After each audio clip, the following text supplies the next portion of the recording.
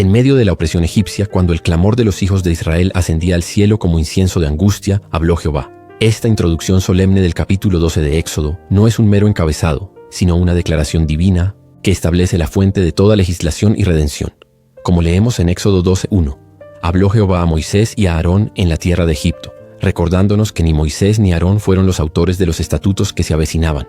Todo, desde la liturgia hasta la ética, emanaba de Dios, y los profetas solo fungían como canales de su voluntad. Esta acción de hablar en medio de la esclavitud es sumamente reveladora. Dios no espera a que el pueblo sea libre para manifestarse. Su voz irrumpe precisamente cuando la opresión parece insostenible.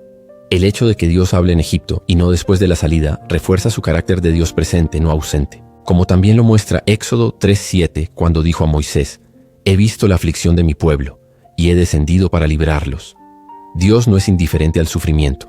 Es el Dios que escucha, ve y actúa. Este acto inicial también establece un principio clave para la fe. La revelación precede a la redención. Antes de ser libres, el pueblo necesitaba saber quién los guiaba. No era un libertador humano, sino el Eterno, el Yo Soy que se reveló a Moisés en la zarza ardiente. Éxodo 3:14.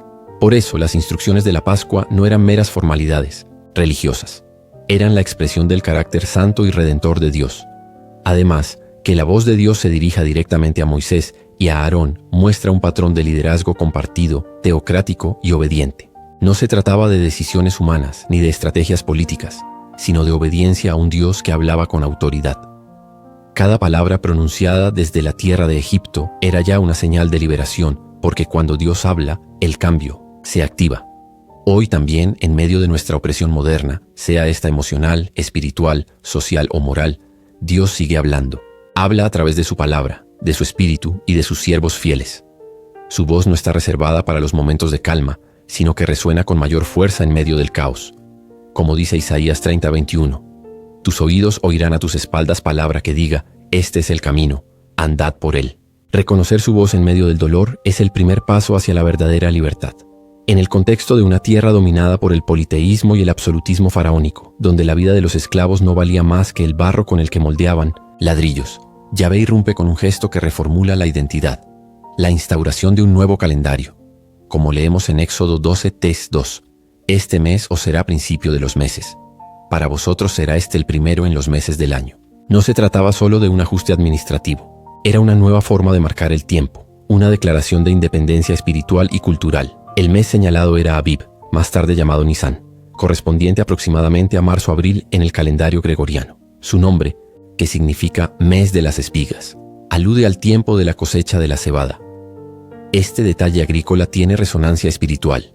En la misma estación donde la tierra da sus primeros frutos, Dios inicia también el proceso de cosecha espiritual de su pueblo.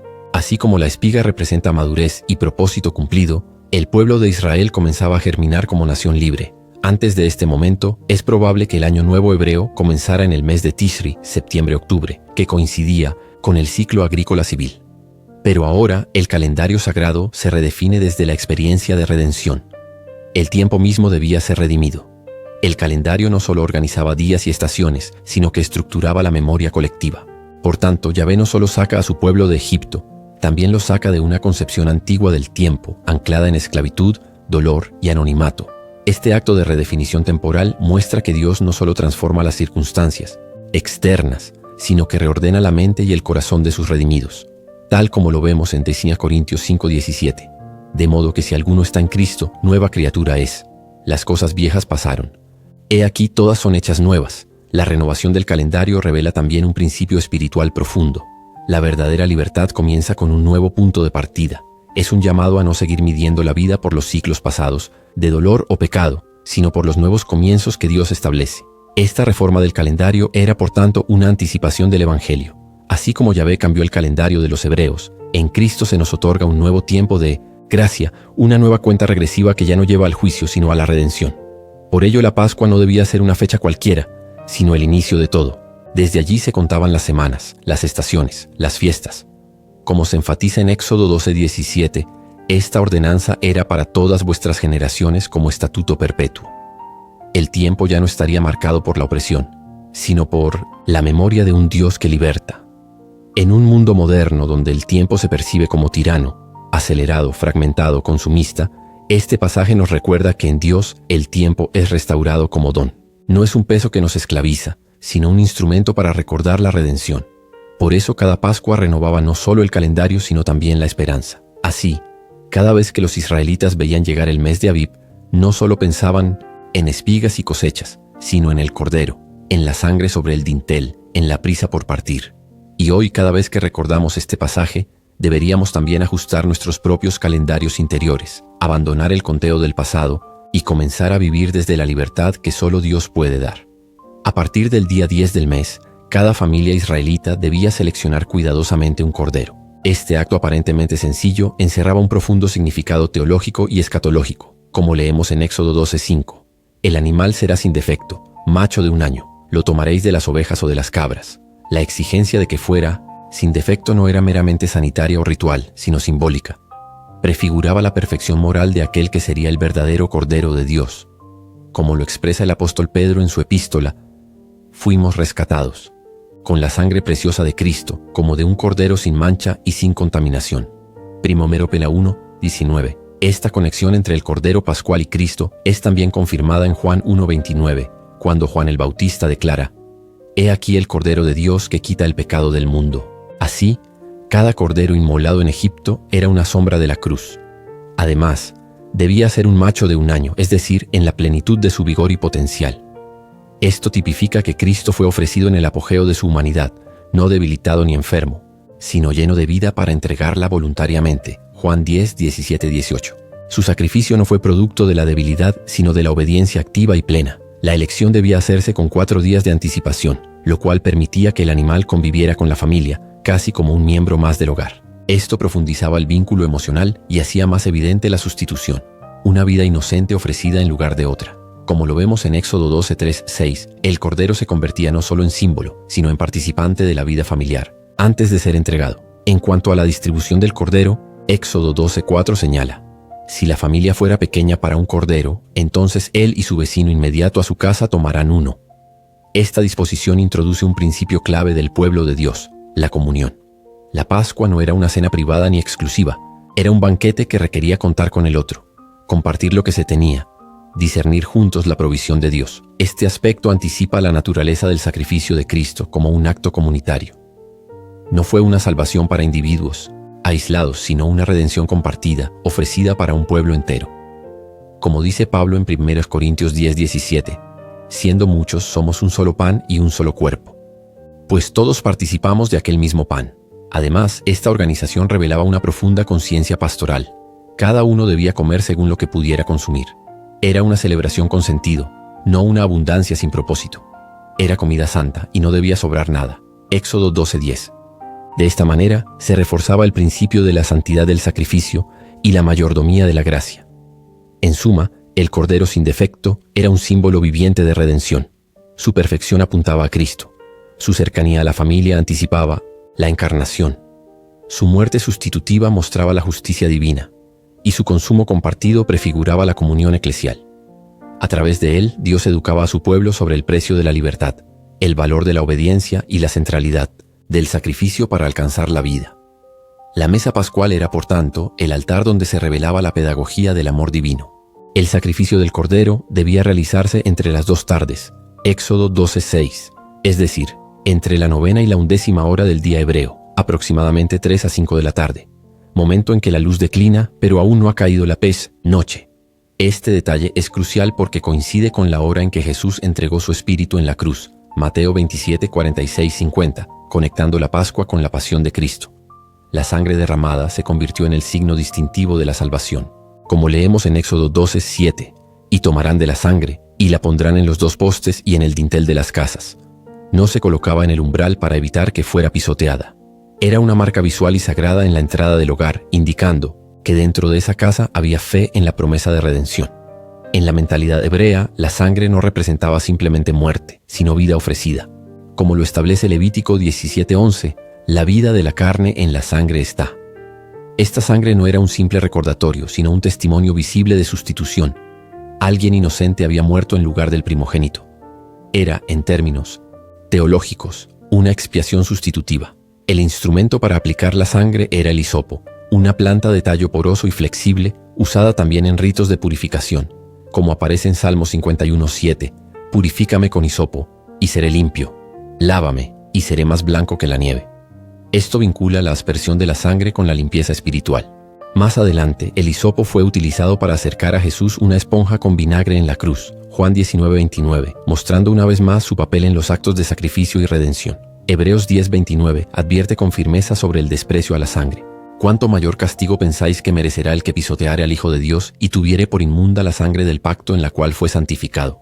En otras palabras, rechazar el valor de la sangre es rechazar la esencia misma del Evangelio. Esta escena también nos enseña una lección espiritual poderosa. La sangre del cordero no funcionaba por su mera presencia en una vasija o por su sacrificio en sí, sino por ser aplicada. Si no había obediencia en aplicar la sangre sobre los postes, no había protección. De igual modo, la sangre de Cristo es suficiente para salvar, pero debe ser apropiada por la fe y aplicada al corazón. Finalmente, el dintel manchado marcaba una línea invisible entre la muerte y la vida. Quienes estaban dentro de esa casa estaban bajo la cobertura divina. No importaba cuán dignos fueran sus moradores, lo esencial era la presencia de la sangre. Esta verdad es también la base del Evangelio de la Gracia. No somos salvos por nuestros méritos, sino por la sangre del Cordero aplicado a nuestras vidas. El Cordero debía ser asado al fuego, no cocido ni comido crudo, como lo establece Éxodos 12:8-9. Esta forma de cocción preservaba la integridad del sacrificio y anticipaba el juicio purificador del fuego divino. Comerlo crudo implicaría incompletitud, hervido, una manipulación ritual. El fuego directo hablaba de totalidad, de juicio y de entrega. El cordero se acompañaba de panes sin levadura y hierbas amargas. Cada elemento tenía una pedagogía espiritual. La levadura, símbolo del pecado que fermenta y corrompe silenciosamente, 1 Corintios 5:6-8, debía ser excluida para expresar pureza. Las hierbas amargas con su sabor punzante evocaban los años de esclavitud, el sufrimiento de generaciones y el sabor amargo de la opresión. Como lo afirma Deuteronomio 16:3, debían comer pan de aflicción, porque aprisa saliste de la tierra de Egipto. Comer apresuradamente no era descuido, sino obediencia urgente. La comida debía realizarse ceñidos, con sandalias puestas y bastón en mano, todo en actitud de salida, como leemos en Éxodo 12:11. Lo comeréis apresuradamente. Es la Pascua de Jehová. Este mandato revela que la redención no admite dilaciones. La salvación es una puerta que se abre en un momento específico y debe ser atravesada sin titubeos. La urgencia de la cena pascual también nos habla del carácter escatológico de la salvación. No se trata solo de una cena ritual del pasado, sino de una tipología de la redención futura. Jesús también habló del reino como algo que exige vigilancia y prontitud. Estén ceñidos vuestros lomos y vuestras lámparas encendidas. Lucas 12:35. Pablo, por su parte, urgía a los creyentes. Ahora está más cerca de nosotros nuestra salvación que cuando creímos. Romanos 13:11. Además, la instrucción de no dejar nada del Cordero hasta la mañana, Éxodo 12:10, apunta a la integridad de la experiencia de salvación. No puede dejarse para otro día lo que Dios ha ordenado hoy. En términos espirituales, es un llamado a vivir el Evangelio en su plenitud, sin reservas, sin porciones guardadas para después. Comer con urgencia era también una declaración de fe. Estaban cenando como quienes ya estaban saliendo, aunque aún permanecían físicamente en Egipto. Este acto profético, cenar como si ya hubieran sido liberados, define la esencia de la esperanza bíblica, apropiarse hoy de lo que Dios ha prometido para mañana. En palabras de Hebreos 11:1, la fe es la certeza de lo que se espera, la convicción de lo que no se ve. La noche llegó, silenciosa para unos, mortal para otros. El juicio de Dios se manifestó con precisión y justicia, sin distinción entre alta cuna o baja condición, como leemos en Éxodo 12:12. Pues yo pasaré aquella noche por la tierra de Egipto, y heriré a todo primogénito en la tierra de Egipto, así de los hombres como de los animales, y ejecutaré mis juicios en todos los dioses de Egipto. Yo, Jehová. Esta declaración marca no solo un castigo humano, sino una confrontación directa contra el sistema idolátrico de Egipto. El ataque al primogénito no era caprichoso. En el Antiguo Oriente, el primogénito representaba la continuidad, la fuerza, la herencia, el futuro de la familia y del reino. Al herir a los primogénitos, Dios cortaba simbólicamente el linaje y el poder de la opresión. Más aún, el primogénito del faraón, considerado hijo del dios Ra, muere, y con él la pretensión divina de toda la realeza egipcia. Era como si el Dios de Israel dijera: no hay otro Dios fuera de mí. Isaías 45:5. Egipto, el Isieto, epicentro de una religión politeísta, quedó expuesto en su impotencia. Los dioses de Egipto mencionados en Éxodo 12:12 no son seres míticos, sino representaciones reales de poder idolátrico. El Nilo, Api, el Sol, Ra, la fertilidad. Min, los animales sagrados como el toro Apis y el mismo faraón como encarnación divina. Al herir a los primogénitos, Dios no solo castigaba a los hombres, sino que ejecutaba juicios sobre estas deidades. Era una humillación pública del sistema espiritual de Egipto, y así sucedió, tal como fue anunciado. Como lo vemos en 1915, Éxodo 12, 29-30. Aconteció que a la medianoche Jehová hirió a todo primogénito en la tierra de Egipto, y se levantó aquella noche Faraón, él y todos sus siervos y todos los egipcios, y hubo un gran clamor en Egipto, porque no había casa donde no hubiese un muerto. La escena es escalofriante. El silencio se rompe con un clamor colectivo. Un país entero despierta a la muerte, sin consuelo ni explicación. El texto hebreo da a entender que el clamor fue desgarrador, como un alarido irremediable. Ese clamor contrastaba con el silencio de los hogares hebreos. Ninguna espada había sido levantada por los israelitas, ningún muro había sido cruzado. La victoria fue de Dios y fue alcanzada por fe, obediencia y sangre. Las casas con sangre en el dintel no solo fueron salvadas, fueron también testigos del poder de la protección divina. Como afirma Hebreos 11:28, por la fe celebró la Pascua y la aspersión de la sangre, para que el que destruía los primogénitos no los tocase a ellos. El ángel destructor, llamado en algunos textos el exterminador, Éxodo 12:23, no actuó al azar. Pasó por alto, de ahí el término Pascua, del hebreo pasaj, que significa saltar, omitir, proteger las casas marcadas, con obediencia. Este juicio selectivo revela un principio clave. No todos serán tocados por el juicio si han sido cubiertos por el sacrificio. La justicia de Dios no es ciega ni indiscriminada. Es justa, santa y guiada por su propia palabra. Desde una perspectiva cristológica, esta escena prefigura el juicio escatológico. Así como Egipto fue juzgado por su incredulidad, también el mundo será confrontado por el justo juicio de Dios. Pero así como el Cordero protegió a Israel, también el Cordero de Dios, Jesucristo, es nuestra única esperanza de salvación ante el juicio venidero. Como dice Romanos 5:9, justificados en su sangre, por él seremos salvos de la ira. Por tanto, el juicio de los primogénitos no debe leerse solo como un acto histórico o literario, sino como un llamado a todos los tiempos. O somos cubiertos por la sangre del Cordero, o estamos expuestos al justo juicio de Dios. En ese sentido, cada hogar en Egipto representaba una elección: obedecer o ignorar, confiar o resistir, vivir o morir. El juicio culminante de Dios quebró finalmente la resistencia de Faraón. La muerte de todos los primogénitos de Egipto, desde el heredero del trono hasta el del esclavo y hasta los animales, fue más que una tragedia nacional. Fue una confrontación definitiva entre el poder humano y el juicio divino. Faraón, quien tantas veces endureció su corazón, ahora cede, no con dignidad, sino con urgencia y desesperación. Según el relato de Éxodo 12:31-32, en medio de la noche, Faraón mandó llamar a Moisés y a Aarón y les dijo: «Levantaos, salid, de en medio de mi pueblo vosotros y los hijos de Israel. Id, servid a Jehová, como habéis dicho. Tomad también vuestras ovejas y vuestras vacas, como habéis dicho, e idos, y bendecidme también a mí». Este último ruego, «bendecidme también a mí», está cargado de ironía y revelación. El soberbio perseguidor ahora busca la bendición del pueblo que oprimió. Es un reconocimiento tácito de que el Dios de Israel ha vencido no solo sobre Egipto, sino sobre el corazón de su rey. El pueblo salió sin dilación, con la masa aún sin fermentar envuelta en mantas sobre sus hombros. Éxodo 12:34. Salieron, sin esperar a que la levadura haga su trabajo, sin tiempo para la fermentación, porque el tiempo del favor de Dios había llegado. Como lo afirma Pablo en 2 Corintios 6:2. He aquí ahora el tiempo aceptable, he aquí ahora el día de salvación. Antes de partir, obedeciendo el mandato de Moisés, los israelitas pidieron a los egipcios objetos de oro, plata y vestidos. Éxodo 12:35. Sorprendentemente, los egipcios respondieron con favor, dándoles todo cuanto pedían. No fue robo ni abuso, sino una restitución providencial, pues Jehová dio gracia al pueblo delante de los egipcios. Pero 36. El versículo concluye: así despojaron a los egipcios, cumpliendo lo que siglos antes había sido profetizado a Abraham en Génesis 15:14. Después de esto saldrán con gran riqueza. Esta transferencia de bienes fue más que un acto económico, fue una inversión para el futuro culto. Muchos de estos objetos serían usados luego en la construcción del tabernáculo, Éxodo 25:1-8, mostrando que la provisión divina no solo cubre la necesidad inmediata, sino que equipa para la adoración futura. Dios no libera solo para que seamos libres, sino para que seamos suyos y le sirvamos con lo que Él mismo ha provisto. La salida de Egipto no fue solo geográfica, sino teológica, un éxodo del viejo orden hacia la soberanía de Yahvé. En ese momento comenzó no solo un viaje por el desierto, sino una transformación espiritual. De esclavos a peregrinos, de siervos de Faraón a siervos del Dios vivo. Era el inicio de una nueva identidad, marcada por la obediencia, la memoria y la esperanza del cumplimiento total de la promesa. La institución de la Pascua no fue efímera. Este día os será en memoria. Éxodo 12:14. Era una fiesta pedagógica y memorial. Dios no solo liberaba al pueblo, sino que establecía un mecanismo para que la memoria de esa liberación nunca se perdiera.